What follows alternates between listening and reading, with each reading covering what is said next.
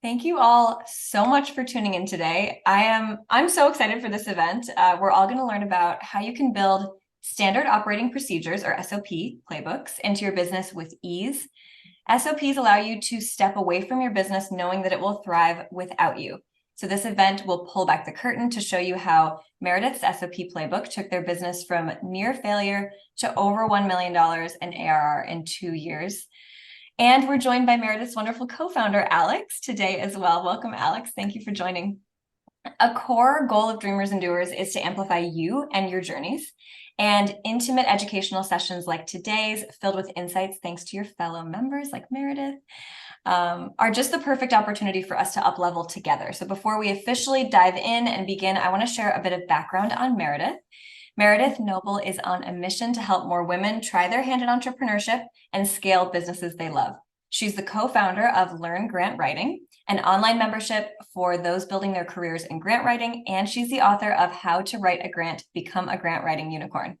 Her expertise has been featured in NASDAQ, Forbes, Fast Company, Authority Mag, and so much more. She's secured over $42 million in grant funding, and her students have secured over $627 million in counting. We're so excited to learn from your expertise today. We know how valuable your time is, and we're just so grateful to you for investing in the Dreamers and Doers Collective in this way. And with that, I will hand it over to you, Meredith and Alex. Thank you so much. Yay. Thank you. All right, let's do this. We are going to share screen. I would not advise Canva, y'all. I've been having so many troubles with it. Stick with Google Slides, but here we are. All right, I would have nothing to teach you and talk about if it weren't for my co-founder Alex. So wait till you hear her contributions to this. And the sentence I get most often is, how can I find an Alex? So we're a small group. Feel free to just unmute and ask questions. I definitely track chat all the time, so you're also really welcome to just throw it in there. But if you feel like you can interject as you've got a question on the fly, feel free to do it. So essentially what we're going to do is we're going to run through just like what exactly is the SO playbook? Why do you want one? How do you build it? Common mistakes to avoid. We're going to give you some examples that are fresh, even like literally yesterday, things that we've been learning about SOP playbooks. And I did round up all of the things that you submitted ahead of time. And so we can do a little Q&A on that in the end. So does everyone know what an SOP playbook is, like the concept of it? Okay. Yay. Glad. I think what's most helpful to understand, because even we were blurring the lines on this, sometimes what our so essentially an SOP is a written and visual explanation of the steps required to do a task that you're going to do over and over. So it's your way of setting the expectation, training someone to how to do the job, right? Like, this is the thing, these are the steps to do it. And it reduces I think the example that comes to mind is, I think it's on my next slide. It's not, it reduces mistakes that we make, communicates expectations, and it allows you to have work travel smoothly from one person to the other. Alex, would you say anything else about just like the overview of like what is an SOP playbook? No, I would say that the SOP is really kind of the checklist, which Meredith will get into later. And I've been using the term handbook in a couple of SOPs that I've edited in the last week that provide more context around the checklist. Yeah, so I think that's where we'll get into a mistake that we didn't even realize we were making until we were actually building this, and realizing that we were blurring the lines between sometimes what an SOP was and really what's just like a handbook expectation of how to work within a company. So we do want to distinguish the two. So why on earth would you want to have one? I think I'm going to give my example of my favorite SOP moment, and then Alex, I want you to share yours, okay? Okay, so August of last year, Alex was taking a 1-month sabbatical. I was taking off 3 weeks and getting married, and like Alex was driving through Canada, like a huge road trip, moving from Alaska down to the lower 48, so not reachable, no service. And we needed, and like a week before then, the person that mails out all of our swag, so when we have a new customer sign up, we mail them a book. When people hit like certain financial milestones, we send them swag. Like it's one of those things that's actually kind of logistically complicated. Getting who is it that we need to mail this to, and how do you mark that you've done it, and all of that. And so we needed to bring someone up to speed. So we ended up hiring a gal locally, and she read the 2 or 3 SOPs that are pertinent to her job. And within 2 or 3 days, she was literally like fully up and running, no questions asked, executing the task, complex tasks without any error or issues. So it did not affect us being able to both leave at the same time right? As co-founders, as CEO and COO, and the company was fine. So like that is the power of an SOP, is that it just doesn't, because otherwise the stuff time's always at the worst time, right? It's like right when you're ready to go take a vacation. So Alex, what would you say is like your favorite SOP moment? A recent one is that this summer, the woman who runs our lead inbox, her dad died, and she was out for about 4 weeks. And we were just, one, we didn't really want her to be in inbox, but also the inbox is crazy and we needed someone to be in there. And so we actually asked a coach, someone who had not been versed in selling our product at all to people outside of our membership. And we hopped her into the SOP, gave her the inbox, and she just flourished within 2 hours. And it was just, again, another beautiful moment of not having to totally scramble, right? We could pull someone who doesn't have that expertise and she could still execute the tasks and build relationships really, really beautifully. Yeah, that was a really good example. Katrina, on the topic of slides, I have a way that you can go get the whole, like we have a tighter recording of this. So you would have slides, and that is basically just a Google Drive where you can copy everything. So that's probably the best way to get it to. So we'll give you maybe just go grab that link, Alex, if you get a chance, and we can give it to her. Amazing. Thank you. Yeah, for sure. So one of the ways that this kind of came to my attention is, anyone read this book, The Checklist Manifesto by Atul Gawande? So it's a good read. It's a quick one, but essentially the idea is that when anyone enters a hospital room, when there is the 10-step checklist of wash your hands, put on the, I don't know, antibacterial soap, like the series of like very, very, very, very basic steps. Instances of, what's the word I'm looking for? Like getting sick. What's it called? Like when you're already there for sick, but you get sick again because you're in the hospital. What's it called? Oh, I have no idea. I'm forgetting. Anyway, just like really preventable. Yeah. Relapse. Like just like really preventable health issues were avoided completely by having this super simple checklist. And what they found is that by people using up brain power to remember basic things, there wasn't enough in sort of the prefrontal cortex to then think about the complexity of the tasks, which they actually should be allocating their precious brain resources for. And so the more that checklists can exist, like my husband is a pilot. We have like a little super cub that he's around. And it is all about that pre-flight checklist and walking the perimeter of the plane and checking every bit of the plane to make sure it's safe to fly every single time before you go.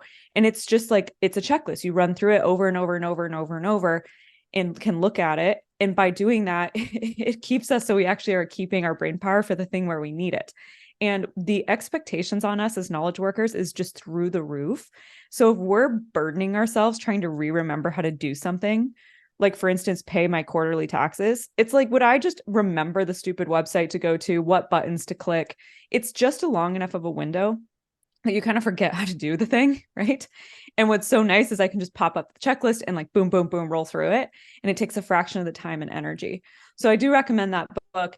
And then the other one I hands down recommend, I don't know if anyone actually got this because I did give a bunch of copies away to Dreamers and Doers people, but Dan Martell's book, Buy Back Your Time, mandatory read for sure if you don't have this. So we bought 500 copies of this book, gave it to our customers and our friends.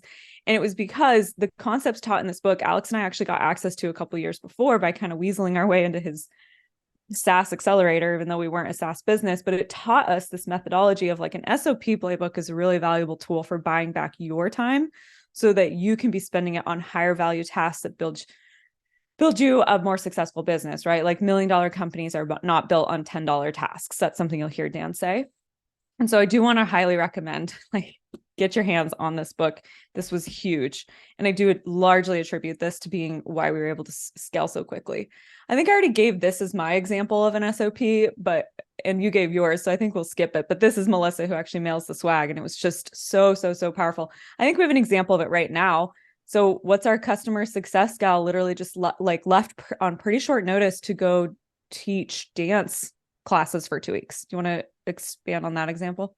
Yeah, I love it's something with balloons just happened in Isabel's screen and it totally brought me a lot of joy. So but yes. So yeah, my sister and our customer support woman is a dancer, and so she was invited to teach a section of this performance. And so she gave us like a week's heads up, and then headed out. And we really wanted her to be present because we're really big believers in like be present with the task that you're doing. Don't try to carry the weight of both things, just be in one. And so I hopped in. It was a really exciting time because actually we're hiring someone. So I was developing an SOP for a different software that I thought could help in this process. And so one, I had this great SOP that I could go in and answer things. I remembered how to talk to the customers about failed payments. And also I could use that to set up another SOP. So it was just, yeah, it's just really great.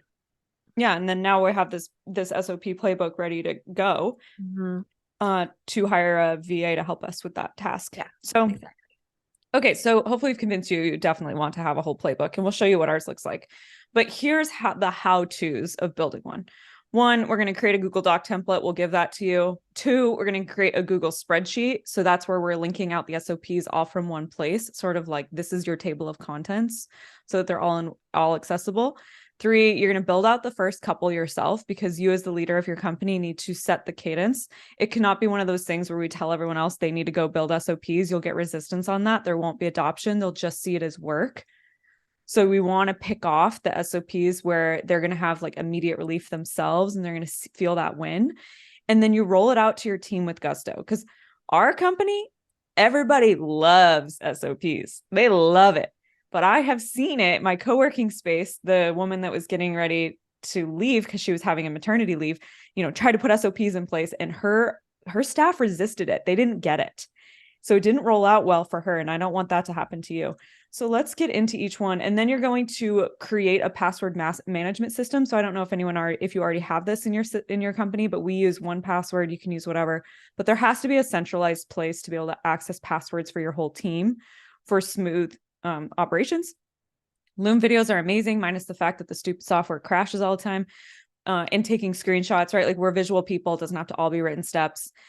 You're going to build the bones of a playbook. And then the person that actually, at least your first couple, and then the person that owns that playbook, that is responsible for the activity in that playbook, they are always updating it. Because one of the biggest issues people say is like, well, how do I keep this thing updated? Well, the expectation is that they're edited and updated. And the person that's actually owning that is doing so. So and I think that expectation, I think the expectation is much easier when it's coupled with the expectation that the SOP is up. So if the SOP is up and you're doing the task, it's very easy to then edit or add things in or change things versus like going in for a big deep dive edit every 3 months or something. Right. So we call it an open SOP policy. So if there is an SOP for the task you're doing, the expectation is that it's open. Or else that is exactly where the mistakes end up happening. The mistakes happen and you say, wait, was that not in the SOP? And then come to find out it hadn't been opened. And that's one of the beauties of Google Docs. You can see when things were last edited, etc. So yeah, just creating the expectation that everyone, no matter like where you fit in the team, everyone contributes to the playbook's upkeep. So it's really important that you don't just expect other people to do it, but you yourself aren't following it, right? We have to make sure we're not seeing that they're not feeling like this is more work. We want to pick off ones that are really high value. And then just bring like big, I mean, you're probably recognizing this language from Victoria Song's book, Bending Reality, but like bringing very expansive energy to this and making it feel super fun. You're building this operating system. The system's going to let you scale. Everyone's going to get to do more things they love, less mistakes. Like just the attitude you bring to rolling out an SOP playbook system in your company, it culturally is really big. Should we pull up those? I'm thinking we should pull up so we can show kind of what those templates look like. Okay. I'm thinking what I'm going to do is escape real quick and I'm going to screen share. Oh, there we go. Can everyone see a Google Doc? Sweet. Okay. So yeah, I think we linked that. So basically this is so simple, but it's literally, that's all it takes so we have a header. When was it last updated? Who updated it? Who originally created it? And this is just helpful to see like, hey, is this that? Because sometimes SOPs you think they're going to use them all the time. And then all of a sudden you're like, gosh, we haven't touched this thing in 2 years. Whoops. So there is sort of a simple template. This is literally what we just copy and paste. And it's the title, It's what's the purpose of this? Like that's good. Start on the top with it. Let's zoom in a little bit. Who are the roles? So one thing I want to advise is try to not list the person's name, list their title, just because people do come and go. So the roles, definitions, and if that is important, definition of success. I think this is one of the juiciest things that we have put into our SOPs, so that at the end of the day, if there is a miscommunication, we can always come back to this. So should we give an example of this? Maybe this is this one. Do you have a definition of success example that comes to mind, Alex? Yeah, I have actually one that I looked at yesterday was I had in there that 70% of our members are engaged in Circle, which is our platform for hosting our community, just like Dreamers and Doers. And I was looking at it and I was like, how do we even measure this? Are people using this? Like, what does this definition really mean? And then the other definition of success that hadn't been updated was it was 90% of members in Circle. Well, now our course platform is also Circle. So now there's no excuse. We need 100% of all members who join our program to be in Circle. Right. End of discussion.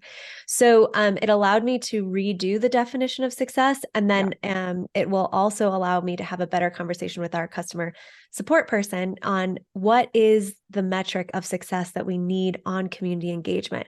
Is it that X percentage of people are in the green? Because now Circle gives us metrics, like different colors for how engaged they are. And that actually could be measurable. And so I know it's kind of a messier example of a definition of success, but it is really cool on why we revisit these. And Yeah, it does. I mean, because you don't always know, and you're just going to throw down your first version of it. And then these things continue to get fine-tuned.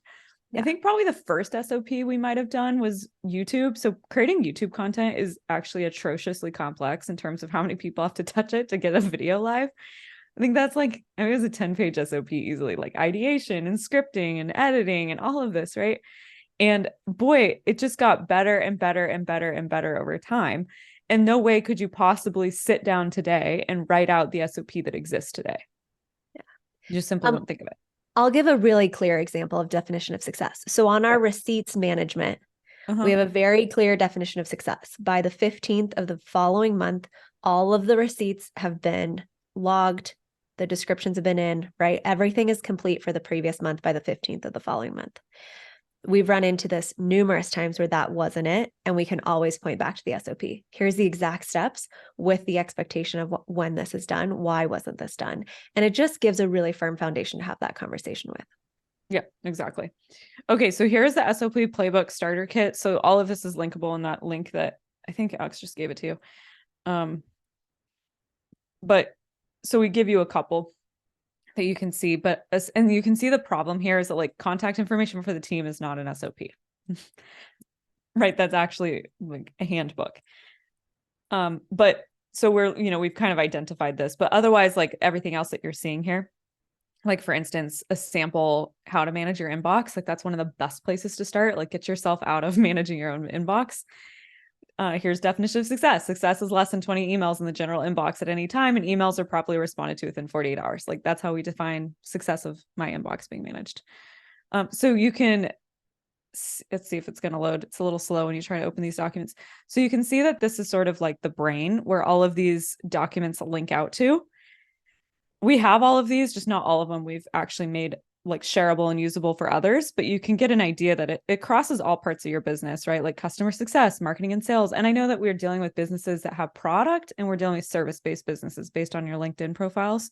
So yours are going to look a little bit different, but this would be an idea. Even, bookkeeping, paying taxes, how to run payroll. That's a super helpful one. Stripe, a payment system. So does that give everybody an idea, whether you want to unmute or just throw it in chat, like how this functionally works out of a spreadsheet? And this is something we're opening every single day.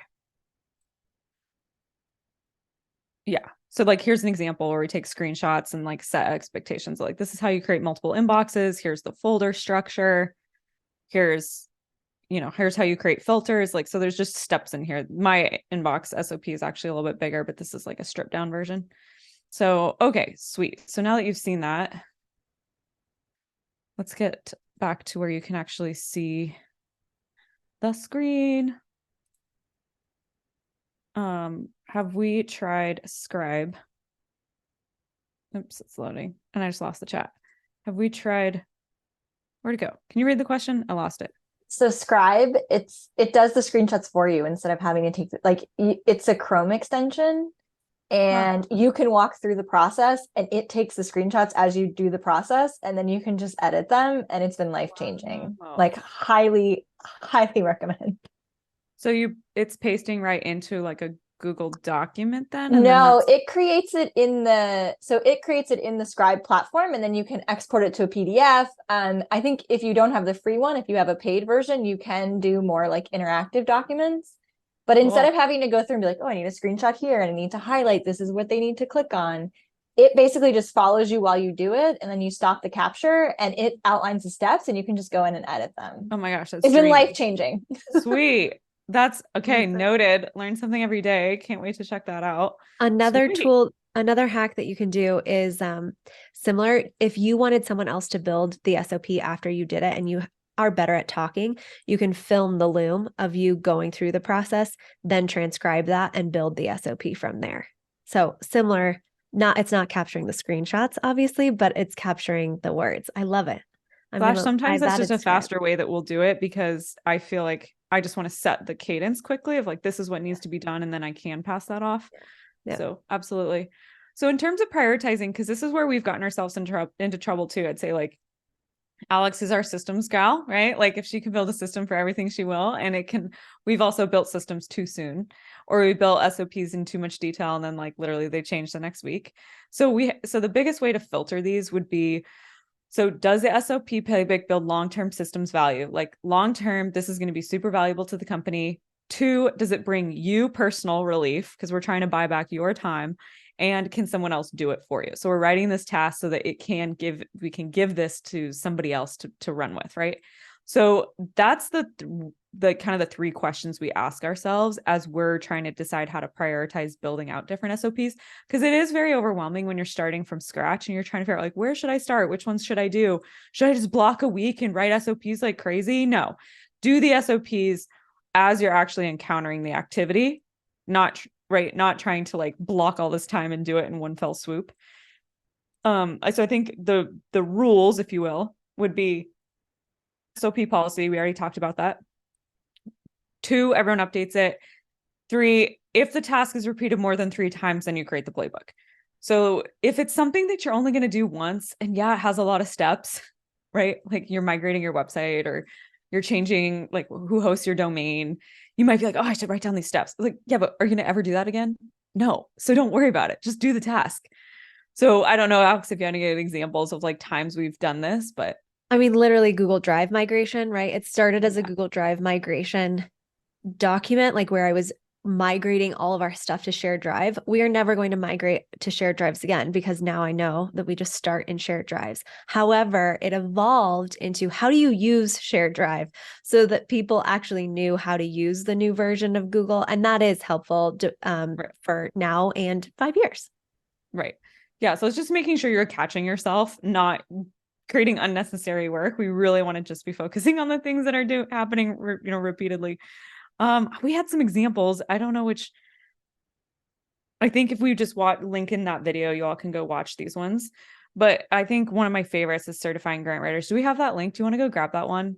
And then we'll just pop it up, put it in the chat, and then I can open it. So does anyone have ideas on which SOP? Do you have some SOPs already? It sounds like Katrina, you certainly would. Do you More have for my clients, not for me. Ooh. Yeah. So I do operations COO work. So I build them for my clients, but I've not done them for my own business, which is sad. Yes. Sweet. Okay. Yeah. Yeah. Cool. So Dom, you have some, so it sounds like you want to make more. Correct. Okay. So where are you stuck at in the process? We're not stuck. I think it's just really good to see for me, it's really good to see how other people are organized. And it's not so much a question of getting stuck. It's more like who is really thinking through at the moment, like who is going to be doing those tasks, and who do I trust to create the SOP? also. That is not me. So your third bullet point over, like, that was who is going to do it? That's not you. That's my bigger question at the moment. Yeah, and I think if you're feeling like you don't trust anyone on your team to build it out in a quality way, it actually is telling you something else. I trust a lot of them. There are a couple of people that I don't trust, but I trust most of them. Yeah, but we had that issue. We had an issue where we had a staff member that we were like repeatedly, the expectation was like, we need you to create this SOP. We've had this happen twice. And then we'd go in and we're like, this is not an SOP. Like, what is this garbage? Like, this is not followable steps. Or she said she was spending all this time updating SOPs and we thought those were getting done. And then when she left and we actually needed to bring on someone else to do them, they were not followable. So, but that was a bigger issue of like, she was not a good fit for the company because it is a cultural requirement. It is an operational requirement. So it's just something to also keep in mind. Like, is this actually an indication? If it's not like a hell yes, my entire team can crush SOP updates, then that might not be good for you in the long haul because everyone needs to be owning it.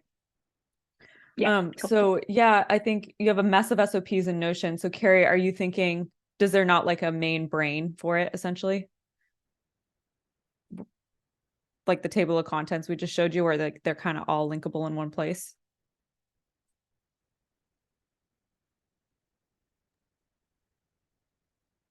She might have stepped away, but that's one thing.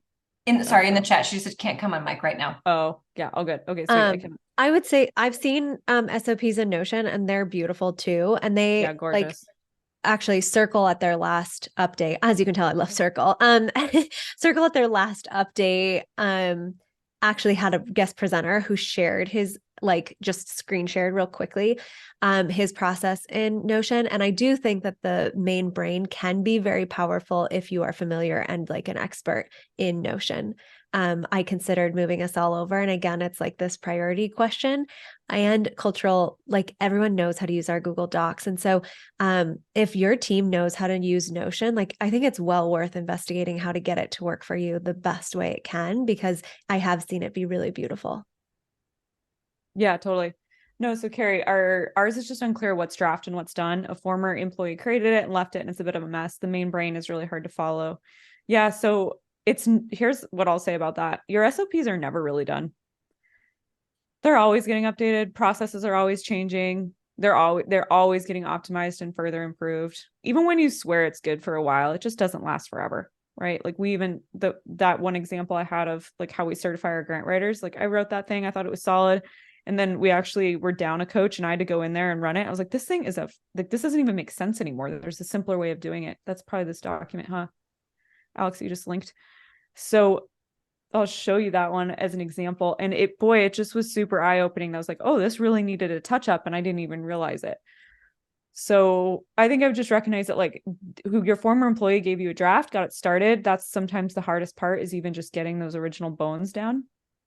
And now whoever is actually owning that activity gets to make it better. There's too many in there. Well, that might be a thing too, where you're checking, is it really a handbook thing or is it an SOP? And then how often are they getting open? So that could be a thing where maybe during like your weekly sync with your whole team, be like, okay, which SOPs did everyone like open this week? And have a look at those. And yeah, I mean, I can tell you though, of our SOPs, I don't know, we open, it depends. Some of them are, right? This gets opened once a month. And I will say that now in this onboarding of this new VA, I went in and I was like, okay, I'm looking for the failed payment thing. But then I was like, wait, nothing says anything about renewals or cancellations in here. Then I realized that was an entire SOP. And then anyway, we have like 4 SOPs for really what is now one concept. And I can see that like at the beginning, it was this separate SOP because we were thinking about it differently. But now we need one place for all that. So I do think that like, especially as a systems person, if you like, and I'm sure the dude that maybe set up your SOPs is like, I love systems. And so then you do go way overboard. So you do need to be checked by people who maybe don't like, who are not systems minded, so that you're creating it for people who actually are going to use it. Yeah, exactly. So here's an example of that, where one of the most valuable things too you can do is just like link in video training just right into the thick of it, so they're seeing it. because this was actually a complex process of like how to make sure we're certifying our grant writers. It's not super, I mean, it's an ordeal. And it's like, hey, and it's the expectation too, is you get to update this. This is as good as I've gotten it with my brain and thinking power, and it's going to be made even better by the person that runs it. So this was a little bit of a like more complex one than usual, but it's also, that sending digital certificates used to be its own SOP. And then we realized that should just go in here. Yeah. So I think, that's hopefully, but I think we could roll into that other question. Where is it? I know we had some questions, and who had it? Morgane, do you recognize which one's yours? I'm happy we can jump right into it. Yeah, it's number 6, I think. Oh, yeah. Okay. Yeah, I wanted to ask you about this to break it up a little bit more. So do you have a service-based business and like a consulting type business? Service-based, we do bookkeeping for businesses. That's right. So we have a lot of like trainings on like, this is the overarching process. This is how you like do a bank reconciliation in the software. But there's things like, okay, in this specific client, when you see this specific name come through, it actually matches to this invoice that has a different name. Those sorts of how like repeatable, how often are those happening? Like how frequently are those nuances? Yeah. Well, every single client has a couple of those nuances, but not enough to warrant like a full training, and like those transactions come through regularly. But again, it's just like those little bits of information. Sure. What's your staff turnover on the people who are dealing with the various clients? Yeah. So it's a mix. Some clients, have had the same staff, for years, and then some clients end up getting switched like maybe once a year. So it really varies. I think, I mean, I'm going to give my answer to this, and then Alex, I want to know what yours would be, because this is a really interesting dilemma. I'd say it's really not about like a complex, the SOP is what you said in terms of like, this is how we reconcile an activity. That's the repeatable task. That's your main playbook.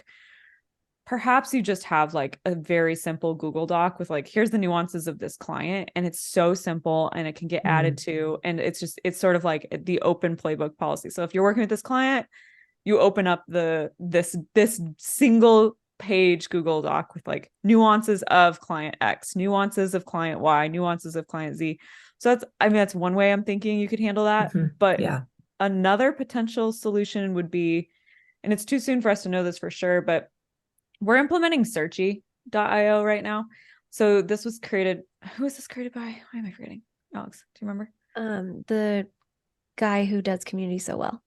Yeah, it does community so well. He's like the community dude. Stu McLaren. So he has created this pretty interesting software tool, and it essentially is like one of the features is this like chat, basically, where you could ask the chat internally, hey, what do we do for this client?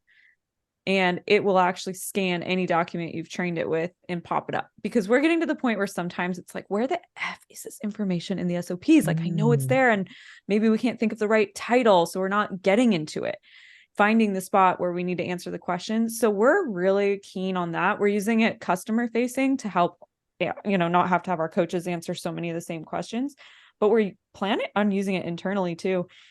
And it is primarily going to be reading our SOPs. Yeah. Because as you grow, it does get more complex. So maybe that could be useful. But again, we're too soon to know. You should ask us in like 3 months what we think. Totally. Thank you. It reads text and videos. So that's the cool part too, is like if it's in a Loom video, but you didn't describe it step by step in the SOP, like it's going to capture that. So the name that came to my brain when you were talking about this is like a client cheat sheet. And they're just like things about the client that you need. And I think from working in a service-based consulting business, as kind of a side hustle for a couple of years, the staff turnover, especially on entry level staff was pretty high. And so like the main person, like the client manager knew all this stuff. But then at the end of the day, the entry level person was doing the entry level tasks, which many of those included the nuances, and that knowledge was not shared. And so I do think that if there's any like reason that staff need to know it and that turnover is happening, I do see the value of having it written down somewhere. And so then maybe that becomes the SOP, which is just like, here's the cheat sheet. Every client has one. Read the cheat sheet, but like, you know, have it open. Like that could get what bled into part of the process you have them working with your clients on. But yeah, I like the language of cheat sheet and just making that a templated document and that they add to, and the expectations it's added to, if I presume the nuances are there. And then the other thing is just like making sure people are being taught how to think versus coming to you every time they're stuck on stuff, or whoever they go to. I think I was really bad about this up until recently, where like our staff was asking us things and I was like, gosh, they can answer this. But instead of that, I would just answer it for them. And finally, I was like, I got to stop doing this. So I'd say, well, what do you think? And let them work it out, and then bring and be like, that I completely agree with your solution, or I see why you thought that, but what about this? So I like taught them how to think like how Alex and I would think. And it has completely reduced the amount of silly scenarios that I have to put through my brain because they can do it. So, so Tanya, the other thing that someone was asking me was just like how to leverage AI in addition to the tools that Katrina just recommended, which we got to write down the name. What was that name again? Scribe. Yeah. So it sounds like Audio Pen is similar-ish, except maybe not, because we'll have to go check it out. But I really like Tanya. She might be a Dreamers and Doers member. Is Tanya Alvarez a D&D person? Yeah, I thought so. Okay. So her stuff's been fun to read on LinkedIn. I really like her content. But she's suggesting using chat-based. That'll also scan SOPs to find material. So maybe that's how you handle some of those nuanced situations. And again, like we're going to implement Searchy. So maybe in a couple months we could present on that. But yeah, I think that AI is providing some really great tools. / like just don't get carried away. Like fundamentally, if you create like 10 good SOPs for your business that are core, you're going to really bring so much relief to your life that it's invaluable. So yeah, I think we pretty much caught all the questions that are here. One of the final questions is just like, how do I identify where I need SOPs? And again, that's where I want you to get into this book. But the biggest one is I just think any problem can be solved with a matrix. So if you draw out a matrix, right, four quadrants, high value, low value, like in terms of monetary value, high complex or low complexity, high complexity, then I get to go unload any task that's in low complexity and low value as quickly as possible from your plate. And that's where I start. So it's not just about building all the playbooks out for the business. It's if we can buy back your time through building playbooks, that's the power move. So don't focus on the like actually really complex ones first. Start with the low value ones. And I think one of the best places to start is getting someone to manage your inbox. As scary as that might sound. Okay, I'm probably missing some questions. So Laura, you've got 2 interns starting soon. You're thinking about how to prioritize when I need them. Yeah, to help with your own business and for your anchor client who has no SOPs in place at all. Yeah, so I would say you're trying to figure out how to prioritize. I start again with like thinking about the thing that is going to be the most repeatable and it's going to help save you the most time. Like, are you going to be repeating yourself? Like start there, because also if you're going to be trying to build out SOPs for your anchor client, well, then you should be pretty solid yourself first too. Right. Oh yeah. So I would, that's how I would attack that. Alex, do you have any other suggestions on how you would do it? No, I do think I'm sure you're all familiar with this, but going through the $5, $50, $100, and $500 task list after you time audit. So if you haven't done a time audit in a while, like audit your time 30-minute increments the next 2 weeks, and then identify any task that's $5 or $50. Get it off. You're too smart. You're too brilliant. You're too busy to be doing those tasks. And so hire someone who loves doing those tasks. And that sounds like interns are a perfect place to give them $5 and $50 tasks, and the tasks that need SOPs associated, those are the SOPs to do. Yeah. I'm going to see if I can go find our little worksheet on this, because that's game changing. So yeah, we'll track our time extensively twice a year. to plot, to identify places that we want to buy back time. And then those often do inform your SOP improvements. Yeah, hiring's a really good forcing function of getting your SOPs in order. It is. Absolutely. Yeah. Here it is. Let's see. I wonder if this works. Can you share it? Sharing PDFs is a challenge. I don't know if this is going to work, but try that link. It sounds like some people in this room are really more integrator operator style and others are more like CEO visionaries. What's the split? Because those are phase 6 templates. Is that what you wanted? Yeah, I know the time buyback. I guess it didn't. Oh, time. Oh, okay. Wait, hold on. Try this other link. Try that. Hopefully that would open. Did you recommend a VA to help with your inbox? Yeah, it's the thing. I actually have my little sister running my inbox right now, but what we realized is that we are trying now to do a VA again, but really, if depending on the nature of your work, I found that it was worth paying someone like stateside. I want things to be done really on like a certain time. I want the quality to be really great, and like I'm willing to pay for that because they're taking care of business on behalf of me, and I had so much else coming in. So like our operations manager manages uploading receipts, which is a big time consuming activity, managing the inbox, and then managing all that stinking paperwork that comes in when you employ people in other states and making sure that we're staying up on that, like running payroll. So she does all of those things. And those are actually activities that require a high degree of trust. So it's not just about, organizing the inbox into different categories. It's also about actually responding to things on my behalf in a way that I know I don't have to be stressed out about if you did it in a way I would like or not. But we are trying to right now hire our first like international VAs to help us with the cost of inbox management for customer service inquiries and the lead inbox, like supporting our marketing team so that she can spend time on higher value leads, not just like every piece of junk that comes through, because that's where we're wasting a lot of time. So we're now trying to buy back time for 2 key employees. We've bought back my time. We've bought back Alex's time. We're spending it on high value activities, but our next kind of layer of leadership, they now needed their time bought back. So that's where we are experimenting. And I would just like caveat, a virtual assistant is a really broad term. It is. There is a very big difference to me between an executive assistant and an administrative assistant. So an administrative assistant is not doing business on behalf of you. We treat our ops manager much more like an executive assistant. She will respond to emails as Alex or Meredith. And she has the training and the critical thinking to be able to do that versus a task that is more like sorting emails into folders, right? So it depends on the level of admin that you need done. Definitely. But yeah, it's a great place to start. I don't know how many hours we've bought back every week, not having to deal with filtering our own inbox. It's bad enough dealing with what I actually have to deal with in the inbox, and that's like but a fraction. Yeah, I think it's one of the most important places to start, and Dan will tell you the same thing in this book. So yeah, any other questions? You're totally welcome to unmute. We're such a small group. Oh, there is one other thing. So let's see. We do have some other SOPs if you're not, depends on what kind of business you have, but if you're trying to, say I'm going to drop in the chat, not build everything from scratch, there is a link to a separate website we have where we actually sell some of those. So feel free to DM Alex. And if there's any in there that you want a discount code for, we can go build a Dreamers and Doers discount code. But there's some in there that have been game changing. I think if I had to pick my favorite, it actually came from doing a Dreamers and Doers lesson, which was how we do customer journey mapping.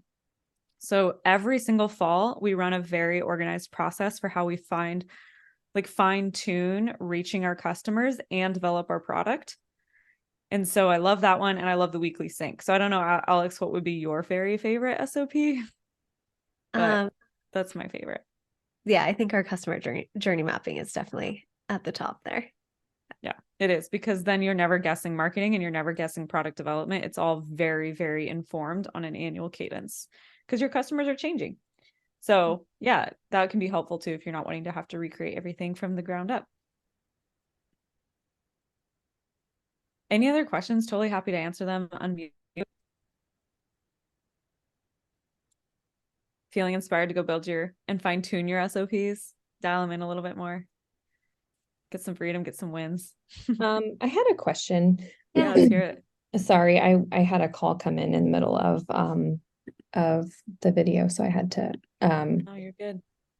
Hi. I'm hiring 2 interns in the next week or 2. One is for my anchor client who I provide operations services for, and the other is for my business. And I'm just trying to figure out in my head like how to prioritize what I need from them, because this is something that I super need for myself. But also this client that I have, she's had her business for 18 years.